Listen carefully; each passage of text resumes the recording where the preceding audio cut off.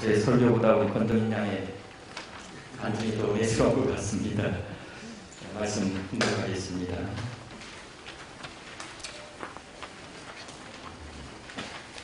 예수께서 바다 건너편 가라사인의 지방에 이르러 배에서 나오심에 더러운 귀신 들린 사람이 무덤사이에서 나와 예수를 만나다 그 사람은 무덤사이에 거처하는데 이제는 아문도 쇠사슬로 맬 수 없게 되었으니 이는 여러 번 고랑과 쇠사슬에 매어 있어도 쇠사슬을 끊고 고랑을 깨뜨렸습니다. 그러하여 아무도 저를 제어할 힘이 없는지라 밤낮 무덤사이에서나 산에서나 늘 소리 지르며 돌로 제 몸을 상하고 있었더라. 그가 멀리서 예수를 보고 달려와 절하며 큰 소리로 부르짖어 가로되 지극히 높으신 하나님의 아들 예수여, 나와 당신과 무슨 상관이 있나이까?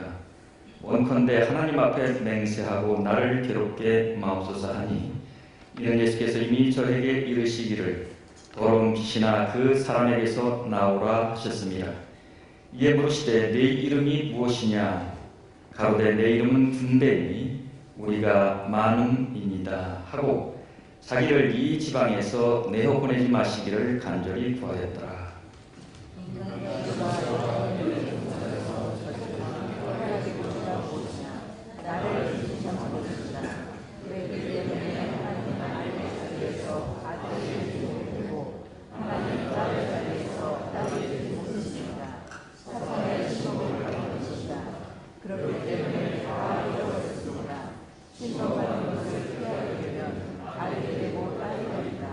그렇기 때문에 절대적인 하나님은 내 아버지이다 라는 사람이 아담보다도 공의하리이다.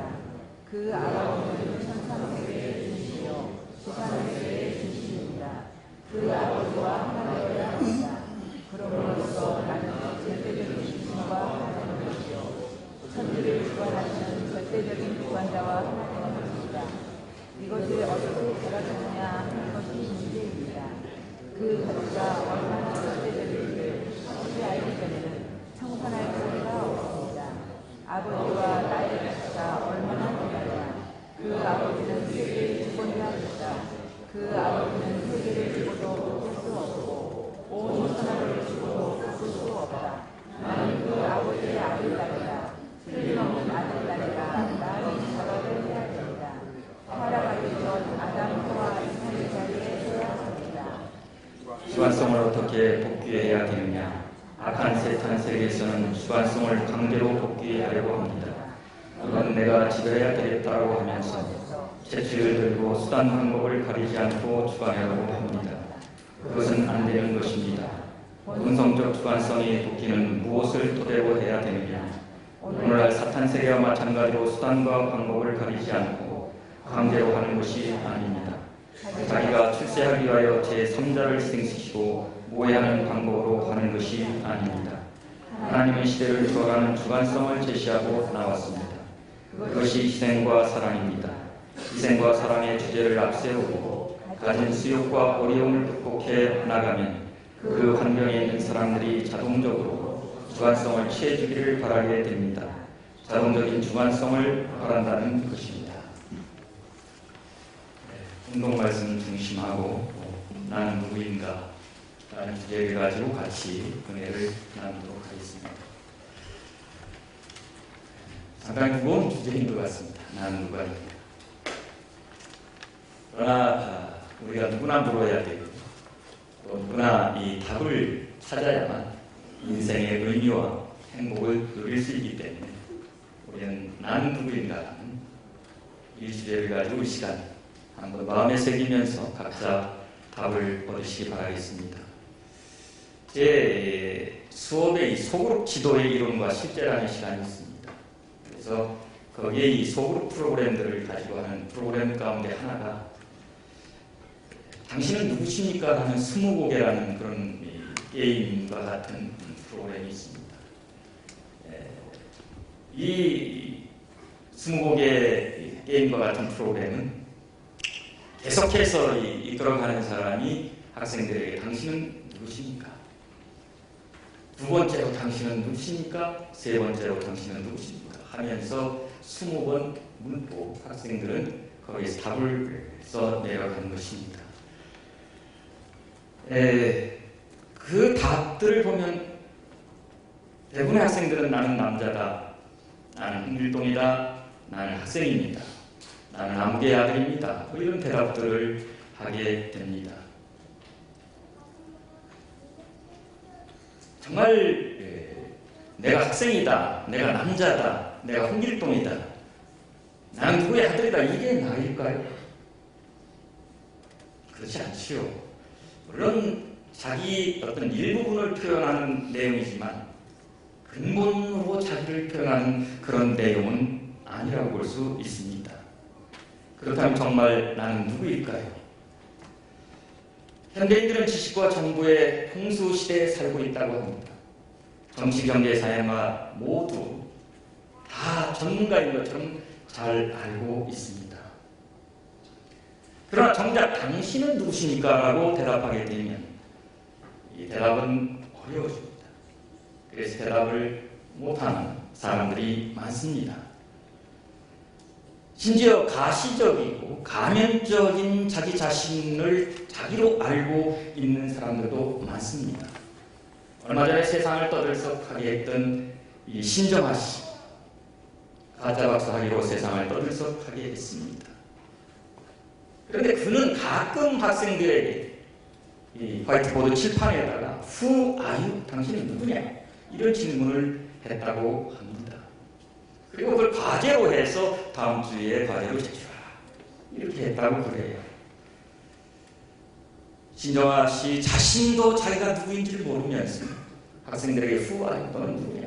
이런 질문을 했다고 하는 것입니다. 그 신정아 씨는 나중에 자기가 정말 박사인 것처럼 박사로 살았다고 합니다. 이걸 흔히 심리학에서 리플리 증후군이라고 그렇게 얘기하죠. 자기가 생각하는 그 자기가 진정한 자기인 것으로 살면서 사는 모습, 이걸 리플리 증후군이라고 합니다. 그런데 이 리플리 증후군에 사는 사람들의 특징 하나는 그렇게 살 때 거기서 자기가 더 행복을 느낀다고 하는 거예요. 그렇게 사는 것, 그 삶 자체에 행복을 느낀다고 하는 거죠. 그러나 그것이 진정한 행복일까요? 그것은 진정한 행복이 아닙니다. 거짓 행복이지요. 진정한 행복이라고 하는 것은 내가 누구인 것을 알 때, 나의 정체성을 가지고 있을 때 우리는 진정한 행복을 누릴 수 있는 것이죠.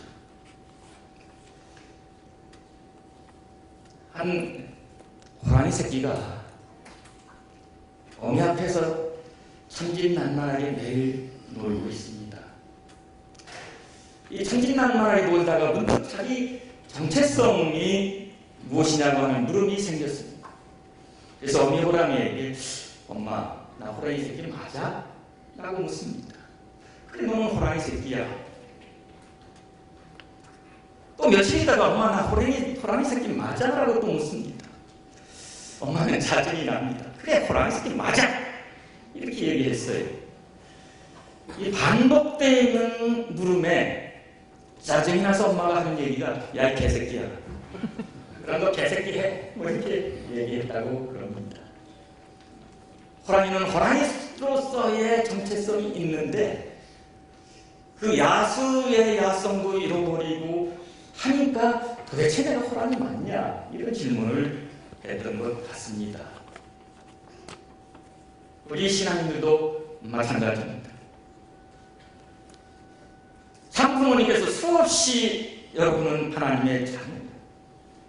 오늘 분독한 말씀 가운데서도 여러분은 하나님의 자녀이다.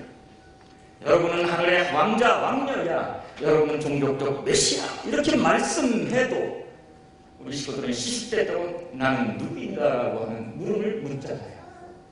나는 누구인가? 마치 자기 부모가 앞에 있음에도 불구하고 정말 나는 누구입니까? 정말 당신은 내 부모인가? 라고 묻는 것과 마찬가지로 그토록 참 부모님께서 너는 하나님의 자녀야. 너는 하나님의 왕자 왕녀야. 너는 종족적 메시아라고 말해도 난 누구인가라고 하는 물음을 묻는 어리석은 우리라고 하는 것을 생각하게 됩니다. 한마디로 자기 정체성이 없다는 얘기지요. 자기 정체성이 흔들린다는 말입니다. 오늘 분독한 성경의 본문은 우리가 잘 알고 있는 내용입니다. 예수가 한 귀신 들린 사람 앞에서 보니까 그는 귀신이 접해가지고 자기 삶을 살지 못합니다. 이 인간으로서의 삶을 살지 못합니다. 때로는 소리 지르고, 때로는 막 돌에다 자기 몸을 학대하고, 뭐 이런 그 모습을 보면서 예수가 가까이 갑니다. 그랬더니 그 귀신 들린 자는 예수가 누구인 것을 다른 사람과 보지 않습니다.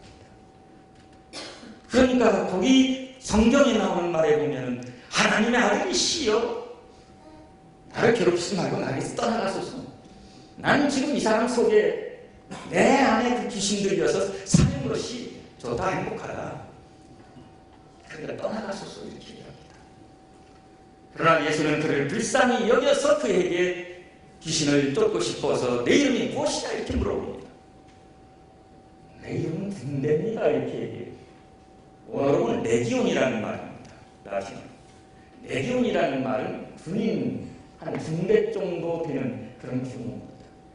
일개 중대에 그런 속하는 귀신들이 그 사람에게 접했으니 100명, 200명 뭐 이런 귀신이 접했던 거죠. 그러니까 이렇게 많은 귀신이 접했는데 자기 삶을 살 수 있겠습니까? 귀신에 끌려다니면서 사는 그 삶이 온전히 자기 삶이 될 수 있겠습니까? 그래서 마구 되는 대로 사는 거죠. 때로는 자기를 학대하고, 때로는 다른 사람이 욕질하고, 이렇게 마음대로 사는 것입니다. 오늘 현대인들의 폭력과 현대인들의 또한 어떤 탐욕 이런 것을 보면서 현대인들도 정말 많은 귀신이 접해서 끌려다니고 살지 않는가, 뭐 이런 생각을 해봅니다. 돈 귀신이 접해서 돈에 끌려다니는 사람, 또 음란 귀신이 접해서 아무 데서나 음란 행위를 하다가 구속되는 사람 하루에 5-6명씩 나온다고 그래요. 그것도 남에게 보여져서 걸려서 법에 넘어간 사람만 그러니까 얼마나 많겠어요. 또 권력 귀신이 접해서 권력에 목숨을 거는 사람들 참 많이 있잖아요. 오늘 국회의원들 뭐 이런 사람들을 보면 얼마나 권력 귀신에 접했는지. 물론 안 해도 그 자리 물러나지 않고 끝까지 거짓말하면서 고소하려고 하는 그런 권력 귀신에 접한 사람도 많습니다. 진정한 나를 찾는다고 하는 것은 나에게 접한 이 귀신을 쫓아야만 나를 찾을 수 있는 겁니다. 돈 귀신이 붙은 사람은 돈 귀신을 쫓아야 되고, 음란 귀신이 속한 사람은 음란 귀신을 쫓아야 되고, 권력 귀신이 속한 사람은 권력 귀신을 쫓아내게 될 때 진정한 자기를 발견할 수 있고 진정한 나가 될 수 있다고 하는 것을 우리는 분명히 알아야 됩니다. 우리 신앙인들, 내 안에서 하나님의 성전인 내 안에서 귀신을 듣고 하나님을 모셔야 되잖아요. 우리는 하나님의 성전이라고 합니다. 내 가정이 하나님의 성전이라고 합니다. 또 여기 있는 이곳을 하나님의 성전이라고 합니다. 하나님의 거룩한 집이라면 하나님만이 거하셔야지. 왜 이렇게 많은 귀신들이, 왜 이렇게 나는 다른 사악한 사람들이 많냐고 하는 것을 우리는 회개하면서 뉘우쳐야 되는 우리 오늘의 신앙인이라고 우리는 생각해 볼 수 있습니다. 물론 귀신 다 쫓아내고 평화로 행복해 사는 시민들도 많이 있습니다. 그러나 오늘 세상을 보면 귀신에 접해서 끌려다니는 그 사람들을 보고 우리는 불쌍히 여겨야 할, 오늘 우리라고 하는 것, 그게 우리의 정체성입니다. 세상의 귀신에 접해서 고통받고 신음하는 그 사람들을 구원해야 될 하나님의 자녀라고 하는 것, 그게 나의 정체성이고 우리 통일교 식구들의 정체성이라고 하는 것을 우리는 분명히 알아야 됩니다. 그래서 내 성전에 하나님을 모시고 하나님과 심정일체의 기준을 세워서 정오 정착적 삶을 사는 사람만이 귀신에 끌려다니지 않고 살 수 있다고 하는 것을 우리는 원리를 통해서 배웠습니다. 그래서 예수님도 요한복음 14장에 보면 내가 아버지 안에 있고 아버지가 내 안에 있는 계신 것을 왜 믿지 못하냐 그랬어요. 너희 안에 아버지가 계신 것을, 내가 너희 안에 있는 것을 왜 믿지 못하냐고 그랬어요. 믿지 못하는 거예요. 성령 아버지가 내 안에 계시고 내가 하나님을 모신 자라면 하나님 뜻과 일치된 삶을 살아야 되는데 그러지 못하기 때문에 예수님 왜 믿지 못하느냐, 하나님이 내 안에, 내가 내 안에 있는 것을 왜 믿지 못하냐고 그렇게 책망을 했던 것입니다. 사도 바울은 그의 신앙 고백 가운데 나는 하나님께 붙들린 사람이다, 붙들렸다 이겁니다. 그래서 나는 자유인이라는 역설적인 얘기를 했습니다. 하나님께 붙들렸기 때문에 나는 자유인이다. 하나님에 속한 사람이기 때문에 나는 자유인이다 그랬습니다.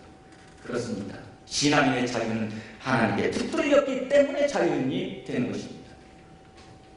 원래 종교는 영어로 릴리지언, 라틴어 밀리가레라는 말에서 나왔습니다. 밀리가레라는 말은 묶이다는 뜻입니다. 묶이다. 어디에 묶이냐? 신에게, 절대자에게, 하나님께 묶이다. 이 뜻이 종교라는 말입니다. 내가 신앙인이 된다고 하는 것은 하나님께 묶인 자가 되었다고 하는 의미를 갖고 있는 것입니다. 우리 이제 새로 입교하신 분들 하나님께 묶인 자들입니다. 하나님께 묶인 자야만이 진정한 자유와 해방을 누릴 수 있다고 하는 것을 분명히 깨닫고 하나님이 나를 묶고 있는 그 끈을 놓지 마십시오. 그 끈을 놓는 날에는 나를 이끌어가는 다른 끈이 와서 나를 묶고 간다고 하는 것을 우리는 분명히 알아야 됩니다. 유대가정에서 남부러울 것 없는 그렇게 자란 청년 디트리히 보네퍼라고 하는 유명한 신학자가 있습니다. 24세에 독일에서 신학 박사를 받고 베를린 대학의 교수가 되었으니까 참 천재지요. 그런 그 신학자로서 그 당시에 히틀러가 이제 독재를 하던 때에 술 취한 운전자는 차에서 끌어내야 된다. 히틀러를 술 취한 운전자라고 본 거예요. 최고대로 가는 운전자입니다. 그 술 취한 운전자에서 많은 독일인이 희생을 당하잖아요. 일치고 철치고 희생을 당합니다. 그러니까 이 운전자를 끌어내야 독일의 평화가 올 것이다 하는 생각을 가지고 히틀러 암살단에 가입해서 암살하려고 계획을 세우다가 잡혀서 감옥에 갑니다. 사형 날짜가 하루하루 다가옵니다. 암울한 옥중 생활을 하면서 그러나 그는 하나님의 자녀이기 때문에 희망을 가지고 내가 죽어도 하나님 앞에 간다는 소망 가운데 사람들에게 희망을 주고 소망을 주면서 감옥 생활을 합니다. 옥중 서한을 남겼는데 그 옥중 서한에 그의 유명한 시 나는 누구인가 라는 시가 있습니다. 오늘 한번 천천히 제가 낭독을 해보겠습니다. 나는 누구인가? 남들은 종종 내게 말하기를 감방에서 남은 나의 모습이 어찌나 침착하고 명랑하고 확고한지 마치 성에서 남은 영주 같다는데 나는 누구인가? 남들은 종종 내게 말하기를 간수들과 대하는 내 모습이 어찌나 자유롭고 사근사근하고 밝은지 마치 내가 그들에게 명령하는 것 같다는데 나는 누구인가? 남들은 종종 내가 말하기를 불행한 나라를 견디는 내 모습이 어찌나 한결같고 벙글거리고 당당한지 늘 승리하는 사람 같다는데, 남들이 말하는 내가 참 나인가, 나 스스로 하는 내가 참 나인가. 세상에 갇힌 새처럼 불안하고 그립고 병약한 나, 목 졸린 사람처럼 숨쉬려고 버둥거리는 나, 빛깔과 꽃 새소리에 추리고 따스한 말과 인정에 목말라는 나, 방장과 사소한 노역에도 치를 떠는 나, 좋은 일을 학수고대하며 서성거리는 나, 멀리 있는 벗의 신변을 무력하게 걱정하는 나, 기도해도 생각해도 일해도 지쳐서 멍한 나, 풀이 주어 작별을 준비하는 나인데 나는 누구인가? 이것이 나인가? 저것이 나인가? 이렇게 실망하고 좌절하는 내가 나인가? 그렇게 남다르게 당당하고 희망을 주는 그것이 나의 모습인가? 이렇게 갈등하고 있는 것입니다. 오늘은 이 사람이고 내일은 저 사람인가? 둘 다인가? 사람들 앞에서 허세를 부리고 자신 앞에서는 천박하게 우는 소리 잘하는 겁쟁이인가? 내 속에 남아있는 것은 이미 거둔 승리 앞에서 꽁무니를 빼는 패단병인가? 나는 누구인가?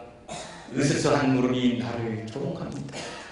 내가 누구인지 당신은 아시오니 나는 당신의 것입니다. 오 하나님. 보네토는 용기와 정의감으로 충만하면서도 두렵고 절망하는 자신의 모습을 놓고 나는 누구인가 묻습니다. 그런 육체적인 고통 속에서 때로는 흔들리는 자기 정체성을 또 보면 있습니다. 그러나 보네토는 흔들리는 자기 모습을 보고 있다고 하는 그것이 일반 사람들과 다른 것이죠. 때로는 이 편에 있다, 때로는 이 편에 있는 자기 모습을 알 수 있다고 하는 것, 이것이 보네토의 우리들과 다른 모습입니다. 내가 누구인가를 물을 수 있는 사람은 자기 정체성을 찾을 수 있습니다. 그러나 내가 누구인가를 묻지도 않고 되는 대로 가는 대로 사는 사람은 죽을 때까지 자기 정체성, 나는 누구인가는 답을 얻지 못하고 그는 저 세상으로 가야 한다고 하는 사실을 우리는 잘 알 수 있는 것입니다. 보네토 이렇게 나는 누구인가라는 물음에 갈등하면서 계속적으로 누구인가라고 하는 그 물음을 물었기 때문에 이 시의 마지막에서 내가 누구인지 당신은 안다. 하나님은 아신다. 나는 당신의 것이니라고 하는 말을 그런 신앙 고백을 할 수 있던 것입니다. 시골 여러분, 어려울 때, 또 기쁘고 즐거울 때, 하나님 감사합니다. 나는 당신의 것입니다라고 할 수 있는 우리의 신앙적 고백을 할 수 있는 오늘 나의 모습인지 한번 생각해 보십시오. 어렵고 힘들 때, 고난 가운데서 나는 당신의 자녀입니다라고 할 수 있는 신앙인이 진정한 자기 정체성을 찾은 신앙인이라고 하는 것을 우리는 분명히 알아야 됩니다.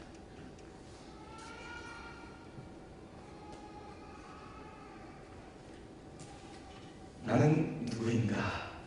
불교 입장에서 보면 나는 무하다, 노셀프다 이렇게 대답합니다. 나의 실체는 없다. 이게 불교의 대답이에요. 나는 누구인가? 나의 실체는 없다. 불교에서는 내 이름이 나도 아니고 내 몸이 나가 아니고 내 생각이 나가 아니라는 거예요. 그러나 우리는 내 몸, 이 고깃덩어리가 나로 알고 그것을 위해서 사는 사람 많습니다. 또 내 생각만이 바른 생각이라고 생각하고 그 생각이 나라고 생각하는 사람 많습니다.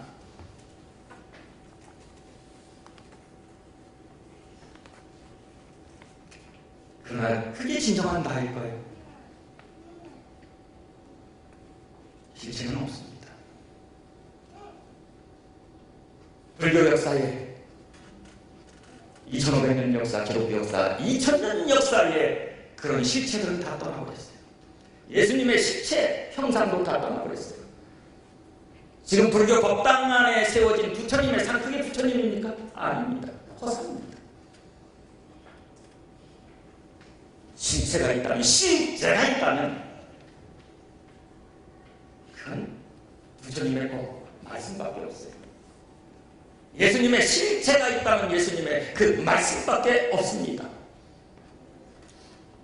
통일교회 역사도 마찬가지입니다. 앞으로 200년, 300년 지금 우리가 문제 삼고 있는 그런 실체들은 다 허상으로 떠나고 맙니다. 흩어지고 맙니다. 오로지 참 부모님의 말씀만이 남는다고 하는 것을 우리는 분명히 알아야 됩니다. 그렇기 때문에 그 허상에 끌려서 사는 우리가 돼서는 안 되겠습니다.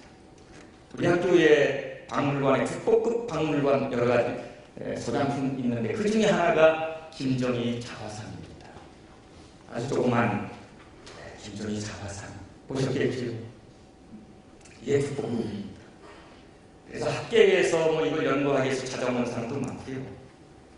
그 다음에 얼마 전에는 국립박물관 김정희 전시회를 가질 테니까 이것 좀 빌려달라고 우리 사정사정 하는데 나중에 보니까 그 관장 허락 없이 그냥 과장이 요청을 한 거라 안 빌려줬습니다. 그랬더니 나중에는 우리 학교 그 복사판 사진 갖다가 걸어놨더라고요. 그 전시장이. 이 정도로 유명한 김정희 초상화가 있습니다. 뭐 그 초상화를 자랑하려고 하는 것이 아니라 이 초상화 자화상 옆에 보면 글귀가 있어요. 뭘로 이렇게 써서 그게 화상찬이라고 합니다. 글로서 그 초상화로 다 표현할 수 없는 것을 설명하기 위해서 붙어 있는 게 화상찬입니다. 그래서 자기의 모습을 자기를 설명한 그 글이 옆에 한문으로 써 있습니다. 그 내용이 뭐냐면 이 사람을 나라고 해도 좋고 내가 아니라고 해도 좋다. 자기 초상화. 이 사람을 나라고 해도 좋고 내가 아니라고 해도 좋다. 나라고 해도 나이고 내가 아니라고 해도 나이다. 나이고 나 아닌 사이에 나라고 할 것이 없다. 제주가 주렁주렁한데 누가 큰 마니주 속에 상에 집착하는가? 여기에 마니주라는 여의주를 말합니다. 아주 귀한 보인과 같은 여의주. 나와 나는 사이에 다시 말해 내게 그런 보석이 여의주와 같은 보석이 그렇게 많은데 뭐 굳이 나를 놓고 김정희냐 아니냐 뭐 이렇게 따지냐 이거예요. 상에 집착하는 거예요. 우리 현대인의 모든 고통이라고 하는 것은 사라져버린 허상에 있다가 사라져버린 조건에 의해서 일어났다가 사라져버릴 그 허상에 집착하는 것이 우리 인간의 고통인 거예요. 그렇잖아요. 여인이 아무리 아름다운 얼굴을 가지고 있더라도 그것은 늙고 나중에 땅에 들어가야 됩니다. 허상이지 않습니까? 그런데 그 얼굴에 집착해서 살면 그게 고통인 거죠. 나는 늙으려고 하지 않는데 왜 늙고 내 주름살이 생기냐? 집착하니까 그게 고통 아니겠습니까? 돈이라고 하는 것도 있다 없어질 돈인데 왜 나에게는 돈이 없어? 왜 돈복이 없어? 그것도 허상에 집착하는 거 아닙니까? 내가 죽으면 다 놓고 가야 할 허상입니다. 권력이라고 하는 것도 역시 마찬가지입니다. 역시 다 내려놓고 저처럼 이제 퇴임하면 다 내려놔야 돼 그거. 그것이 권력 아니겠습니까? 왜 거기에 그렇게 집착하냐? 바로 김정희가 한 말 제주가 주렁주렁한데 보석이 그토록 많고 숨겨져 있는데 왜 그 보이는 상에 그렇게 집착하냐 하는 그 글귀입니다. 박물관에 가서 다시 한번 읽어보시기 바랍니다. 이렇게 인간은 실제를 보지 못하는 거죠. 자기 허상에 집착해 있는 것이 인간이다. 그럼 가장 실제는 뭐냐? 실제라고 하는 것은 영원 불변한 본성만이 실제입니다. 다시 말해서 불교 안에서 말하는 불성, 기독교에서 말하는 신성, 이건 실제입니다. 나에게 영원한 실제, 신성입니다. 하나님이 주신 사랑과 은혜와 양심과 평화, 이게 실제예요. 그런데 타락한 인간이기 때문에, 탐욕에 물든 우리이기 때문에 그 실제를 보지 못하고 찾지 못하고 결국은 허상에 잡혀서 쌈 쫓다가 죽는 것이 인간의 삶이라고 하는 것을 우리 시골은 분명히 알아야 됩니다. 신성을 찾아야만 하나님의 사랑을 느낄 수 있고, 우리의 양심을 느낄 수 있고, 내 안에 있는 영원한 평화를 누릴 수 있다고 하는 것을 우리는 분명히 알아야 됩니다. 그래서 예수께서는 마음이 마태복음 5장 마음이 청결케 하는 자, 마음이 청결한 자는 복이 있나니 저희가 하나님을 볼 것이다. 그 다음에 사도 바울은 너의 하나님의 신성과 능력은 내 안에 있는데, 잔뜩 있는데 왜 그거 없다고 주장하느냐. 그랬잖아요. 내 안에 있습니다. 진리는 내 안에 있습니다. 불교에서 말하는 법은 내 안에 있습니다. 우리 통일교에서 말하는 원리는 내 안에 있습니다. 어디서 그걸 찾겠습니까? 내 안에 있어요. 그렇잖아요. 양성과 음성이 이성성의 원리도 내 안에 있고, 성상과 형상이 이성성의 원리도 내 안에 있고, 만유 원력과 수작용의 원리도 내 안에 있습니다. 다 있잖아요. 그러나 그런 것들은 상이 없습니다. 이 상이 없는 하나의 진성, 진리, 우리 법을 찾으려면 어떻게 해야 되겠습니까? 마음에 거울이 비추려면 거울을 닦아내야 돼요. 마음의 타락성을 닦아내야 됩니다. 마음의 죄성을 닦아내야 됩니다. 청정한 마음속에서 내 안에 갖춰진 여의주와 같은 그 보석이 드러난다고 하는 사실을 우리는 생각해야 합니다. 우리가 일생 살면서 이런 하나님의 신성, 그 은혜와 충만한 사랑과 그 평화를 기억하지 못한다면 나는 진정한 신앙인으로 살았다고 할 수 없는 겁니다. 그래서 요즘 서양에서 가장 화두가 되는 말이 무엇이냐? 인공지능, Artificial Intelligence. 그 다음에 명상의 하나의 방법은 마인드풀니스. 이게 가장 많이 떠오르는 말이에요. 왜 인공지능이 가장 하나의 트렌드 화두가 되고 있고, 왜 명상, 마음 챙김이라는 말이 마인드풀니스인데 왜 그 말이 서양 사람들에게 화두가 되고 있습니까? 오늘 귀신 접힌 이 시대에 내 본성을 찾아라 이겁니다. 내 안에 있는 하나님의 신성을 찾아라 이겁니다. 불교인들을 말하면 내 안에 있는 불성을 찾아라 이겁니다. 그걸 찾아나가는 심리학이 자아 초월 심리학이라고 합니다. 이건 이미 심리학자들이 다 제시했잖아요. 마슬로라는 사람은 인생의 5단계에 있어서 자아 실현, 그 다음에 죽기 전에 자아 초월의 욕구. 자아 초월 욕구라고 하는 것은 내 안에 있는 자아 초월의 그 내용을 찾아라. 또 심리학자 에릭슨은 인간의 정체성 8단계 마지막을 자아통합이라고 했어요. 자아통합이라고 하는 것은 뭐냐면 나와 하나님과의 일체된 심정적 일체의 자아통합입니다.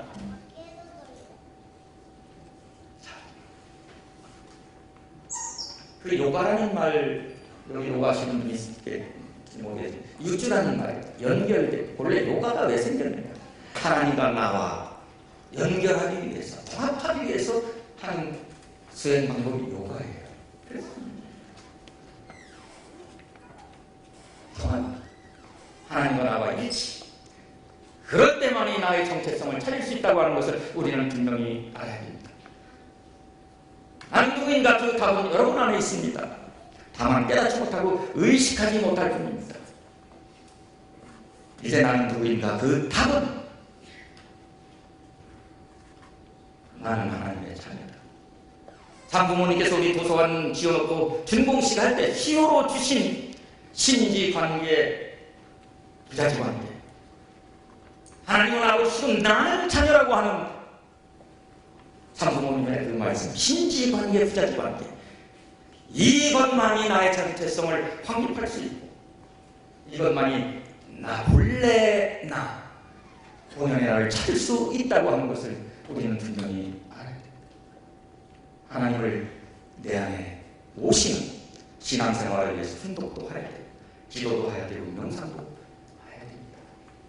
그래야 내 안에 쓰레기를 피우고 광명의 불, 광명의 빛이 내 안에서 살아서 세상을 비치고 세상 사람을 평화와 행복으로 이끌 수 있다고 하는 사실을 우리는 분명히 알아야 되겠습니다. 기도하시겠습니다.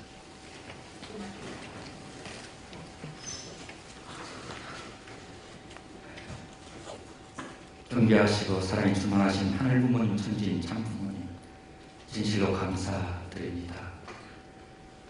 저희들을 내가 누구냐고 하는 답을 저희들에게 이미 주셨고 또 그 주신 대로 하나님의 자리에 하나님의 자녀의 위치에서 우리의 삶을 살 수 있도록 축복해 주시고 인도해 주심을 진심으로 감사드립니다. 오늘 말씀으로 다시 한번 저희들을 가다듬고 하나님과 나와의 정모정착적 삶을 세워나갈 수 있는 귀한 시간 되게 인도하여 주시옵소서. 이 모든 말씀 축복 중심가정 이재영의 이름으로 보고하고 아리오사옵나이다.